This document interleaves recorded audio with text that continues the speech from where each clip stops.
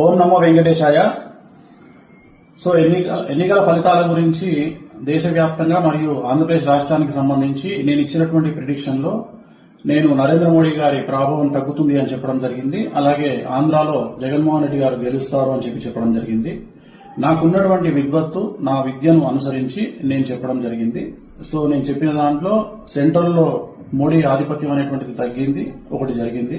రెండవది ఆంధ్రప్రదేశ్ లో జగన్మోహన్ రెడ్డి గెలుస్తాడు అని నేను చెప్పినటువంటి ప్రిడిక్షన్ తప్పింది. సో జనరల్ గా జాతకాన్ని బేస్ చేసుకుని మాత్రమే నేను చెప్పడం జరుగుతుంది.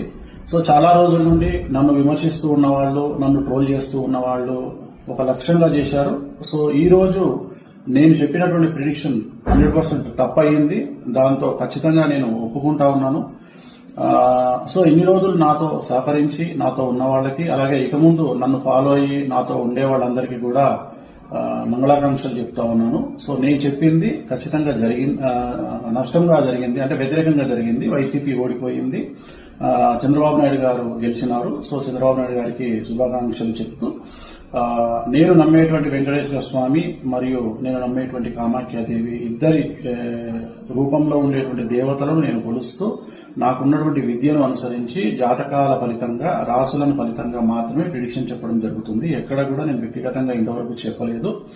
సో ఈ రోజు జరిగినటువంటి దీనికి ఖచ్చితంగా నేను వెంకటేశ్వర స్వామి వారిని మరియు కామాఖ్య అమ్మవారిని క్షమాపణలు కోరుకుంటూ, నేను చెప్పింది తప్పైంది కాబట్టి ఆ దేవతలను నన్ను ఎల్లప్పుడూ నాతో ఉండేటువంటి దేవతలకు నేను క్షమాపణలు చెప్తూ నా గురుదత్తంగా వచ్చినటువంటి ఒక ప్రిడిక్షన్ ఇవ్వడం జరిగింది. అది తప్పు జరిగింది.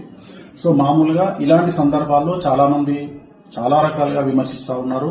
ఆల్రెడీ నన్ను విపరీతంగా ట్రోల్ చేస్తా ఉన్నారు, విమర్శిస్తా ఉన్నారు. సో దాన్ని నేనేం ఆపలేను, ఎందుకంటే నేనేం భగవంతుని కాదు. నేను చెప్పినటువంటి ప్రిడిక్షన్ 90% జరిగింది. సో మిగతా ప్రిడిక్షన్లన్నీ మీరు చెక్ చేసుకుంటే ఖచ్చితంగా మీకు తెలుస్తుంది నన్ను ఫాలో అయ్యేవాళ్ళు. సో నన్ను ఫాలో అవ్వనటువంటి వాళ్ళు, నన్ను విమర్శించే వాళ్ళు, నన్ను ట్రోల్ చేసేవాళ్ళు, నన్ను వ్యక్తిగతంగా దాడి చేసేవాళ్ళు, నా పైన వ్యక్తిగతంగా నన్ను విమర్శించేవాళ్ళు, వాళ్ళకు నేనేం చెప్పలేను. ఎందుకంటే వాళ్ళు ఇంతకు ముందే విపరీతమైనటువంటి ట్రోలింగ్ లో ఉన్న వాళ్ళు, చేసేవాళ్ళు.